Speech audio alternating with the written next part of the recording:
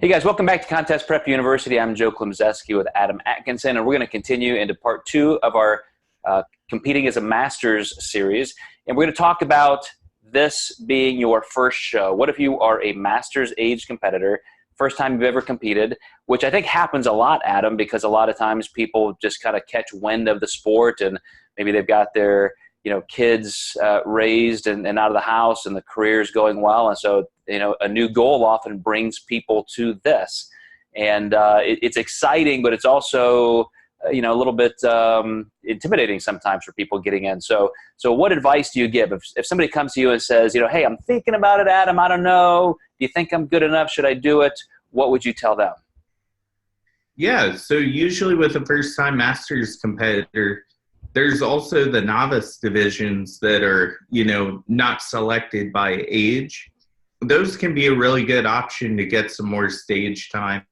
You're already at the show, and that could just make the show more exciting and even give you some practice being on stage. So not only will I put them in Masters, but maybe potentially a novice class. And if I think they're really competitive, I might even have them do the Open as well.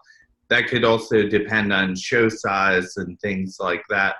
But if it's somebody's first show, I'm probably not going to throw them into something that I think is going to be ultra competitive. Mm-hmm. So let's stay right there for a second, because this is a difficult topic for me sometimes. Some people want to go in and they want to be competitive, even if they're 45, 55, 60 years old. They've got that eye of the tiger. They want to get in there and win. Other people, this is like, yeah, it's kind of a bucket list thing. I just want to see what it's like. Where do you draw the line of telling somebody, yeah, let's do this, you're going to love it, versus you might not like it? What kind of keeps you pushing or pulling one way or the other? One way I typically pull one way a lot is Masters in bikini.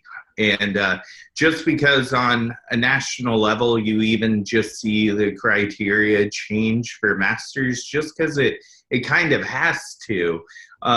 So when you see a Masters competitor up against 19-year-olds, that ends up, let's say, conditioning aside, everyone's condition. Usually somebody younger is just going to have a less extreme look, which if you go by the NPC standards and criteria, that is what bikini is. So that is where I might pull someone from like doing the Open or even doing sometimes even a novice class if I can kind of find out if there's a ton of 19 or 20-year-olds in there that can make a big difference. Mm-hmm. Yeah, and I know this is a delicate topic because we don't want to be ageist or hurtful to anybody, but I do think it has to be said that remember, what you're thinking about doing is getting on stage in less than a bikini in front of several hundred strangers, and now there are going to be pictures memorializing this forever on social media. And so you have to decide, okay, is it just my goal to get in shape and train as hard as everybody else would and have those kind of photos that I want and just enjoy the process? Or is it truly to get on a stage to be competitive in this sport? And again, without trying to split hairs of political correctness, I think that's a consideration a lot of people don't have going in, and some people do end up pretty disappointed. Yeah, definitely. So I think it's also important to understand a client and how they're going to handle, potential loss and knowing what's good for them. Exactly, and that's a great point. Any coaches who are listening out there, that's where I would lead that conversation, is just to really discuss it. Say this is what's going to happen. Take a look at some of the video footage and the photos of other people, Masters competitors, all this. Is your goal truly to be on stage, or is it just to accomplish that condition? And if it is, if they go in knowing full well that it's going to be potentially brutal and you're going to be judged and paraded on a stage like that, then that's fine.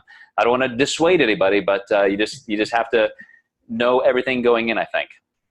Absolutely. I have a great example of one show I don't send my Masters clients to do as far as Open divisions or novice divisions. It's actually held at a college campus, and they have flyers for this show all year long. So every girl that goes to that rec center decides, you know what, I'm going to get ready for my first show.